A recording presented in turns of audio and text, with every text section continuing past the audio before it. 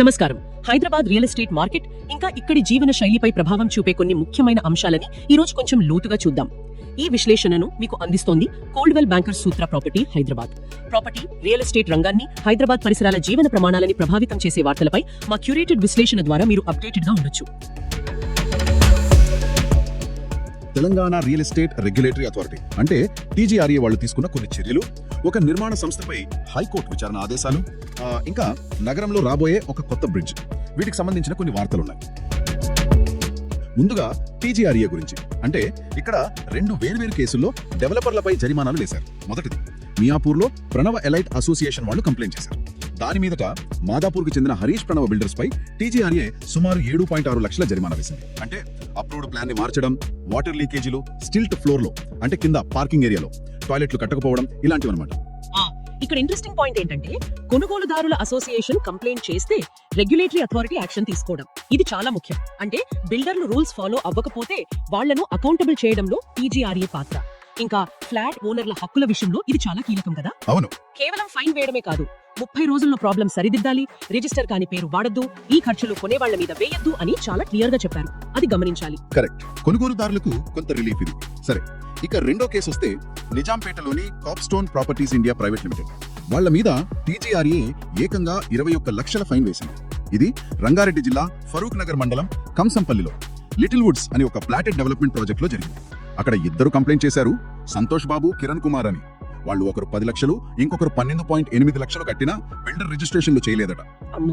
డబ్బులు తీసుకున్నా రిజిస్ట్రేషన్ చేయకపోవడం, ఇది మనం చాలా వింటుంటాం, ముఖ్యంగా ప్లాటెడ్ డెవలప్మెంట్లలో. ఇక్కడ చూడండి, టీజీఆర్ఏ ఆ డెవలపర్ కాకర్ల శ్రీనివాస్ ను డిఫాల్టర్ గా ప్రకటించాలని కూడా ఆదేశించింది.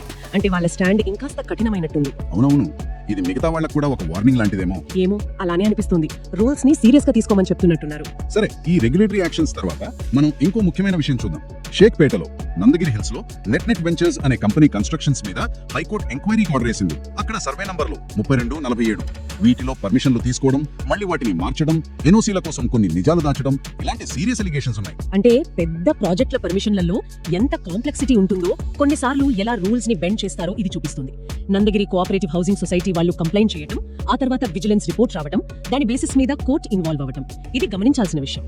అవును, అంటే పర్మిషన్ల ప్రాసెస్ లో సూపర్విజన్ ఎంత వీక్ గా ఉండొచ్చో దాని రిజల్ట్ ఎలా ఉంటుందో అర్థమవుతుంది. 2 నెలల్లో రిపోర్ట్ ఇవ్వాలి, పాత జీహెచ్ఎంసీ కమిషనర్ ఎక్స్ప్లెనేషన్ తీసుకోవాలి, ప్రస్తుతానికి స్టేటస్ కు మెయింటైన్ చేయాలి అని చెప్పడం చూస్తే కేసు సీరియస్ గానే ఉంది. నిజమే. సరే, ఈ రెగ్యులేషన్స్, ఎంక్వైరీల సంగతి ఎలా ఉంచితే ఇప్పుడు కొంచెం ఇన్ఫ్రాస్ట్రక్చర్ వైపు చూద్దాం. నెక్లెస్ రోడ్ దగ్గర సంజీవియ పార్క్ నుంచి రసూల్పురా చౌరస్తాకు డైరెక్ట్ గా కనెక్ట్ చేయడానికి జీహెచ్ఎంసీ ఒక రోడ్ ఓవర్ బ్రిడ్జ్ ఆర్ఓబి కట్టడానికి రెడీ అయింది. ఓ అవునా, ఇది మంచి వార్తే. ఇది రైల్వే లైన్ మీద నుంచి వస్తుందన్నమాట. నెక్లెస్ రోడ్ ని పాటిగడ్డని కలుపుతూ.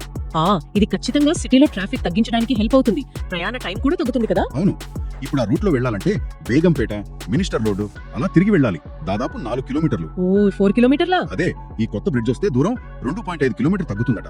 అంటే దాదాపు 20 నిమిషాల టైం సేవ్ అవుతుందని అంచనా. అబ్బా, 20 నిమిషాలంటే చాలా ఎక్కువే. ముఖ్యంగా బేగంపేట మెయిన్ రోడ్ పై ట్రాఫిక్ అది తగ్గుతుంది. కరెక్ట్.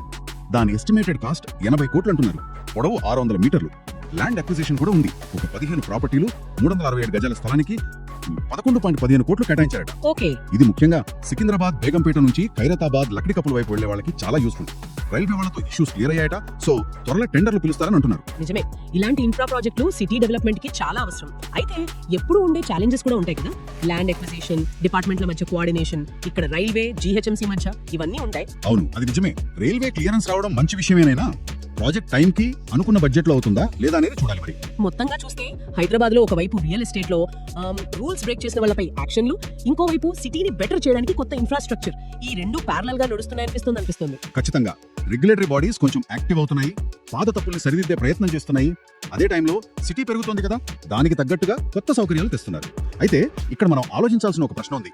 ఇంత ఫాస్ట్ గా పెరుగుతున్న ఈ సిటీలో డెవలప్మెంట్ స్పీడ్ కి, స్ట్రిక్ట్ మానిటరింగ్ కి మధ్య ఆ బ్యాలెన్స్ దొరుకుతుందా? మంచి పాయింట్. అంటే ఫ్యూచర్ లో ఇలాంటి తప్పులు రిపీట్ కాకుండా నిజంగా సస్టైనబుల్ డెవలప్మెంట్, అందరికీ ఉపయోగపడే అభివృద్ధి, దాన్ని ఎలా సాధించగలుగుతాం అది ఆలోచించాలి. Coldwell Bankers Sutra property Hyderabad. మరో విశ్లేషణతో మళ్ళీ